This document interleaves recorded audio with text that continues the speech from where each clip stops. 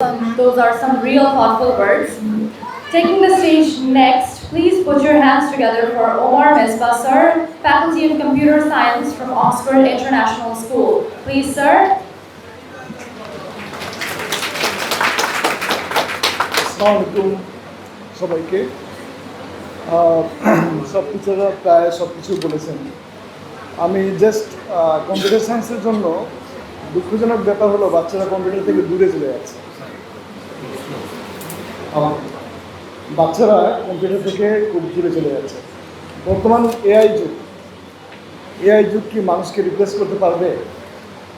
অবশ্যই মানুষের এখনো দরকার আছে। যেখানে একসময় যখন ক্যালকুলেটর আসছিল তখন টিচার্স এবং অন্যান্যরা সবাই বলছিল যে ক্যালকুলেটর চলে আসছে, বাচ্চারা তো আর অঙ্ক শিখতে পারবে না। তো এখন কি আমরা অঙ্ক শিখি না, তাই না? ক্যালকুলেটর আমাদেরকে রিপ্লেস করতে পারে না। তারপরে কম্পিউটার আসছে, সবাই বললো যে জব চলে যাবে। কিন্তু কম্পিউটার দেখেন আমাদের কত জবের সুযোগ করে দিয়েছে নতুন, যেগুলো আমাদের ধারণার বাইরে, আগের মানুষরা চিন্তাই করতে পারতো না। হ্যাঁ, বর্তমান যুগে তারপরে এআই চলে আসার পর অনেকগুলো কোম্পানি আছে যেগুলা রোবোটিক্স দিয়ে কাজ করতো। তারা যেমন যে কালকে দেখলাম মোবাইলে যে ফোর্ড আপনার কার কোম্পানিজ, এরা অনেকগুলো ইঞ্জিনিয়ারকে বিদায় করে দিয়েছে, কারণ এআই দিয়ে সব কিছু হচ্ছে। তারপরে তাদের বিজনেসের ধস নেওয়ার পর আবার তাদেরকে ফেরত নিয়ে আসছে। তো এআই মানুষকে রিপ্লেস করতে পারবে না।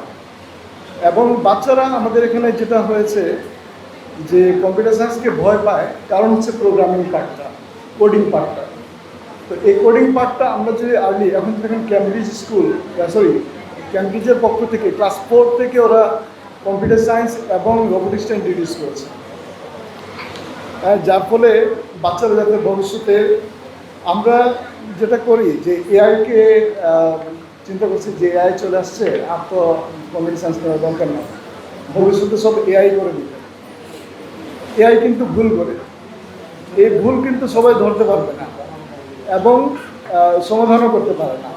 যারা এটাতে এক্সপার্ট থাকবে ফিউচারে, তাদেরই হাতে সব কিছু থাকবে, এটা মনে রাখতে হবে সবাইকে।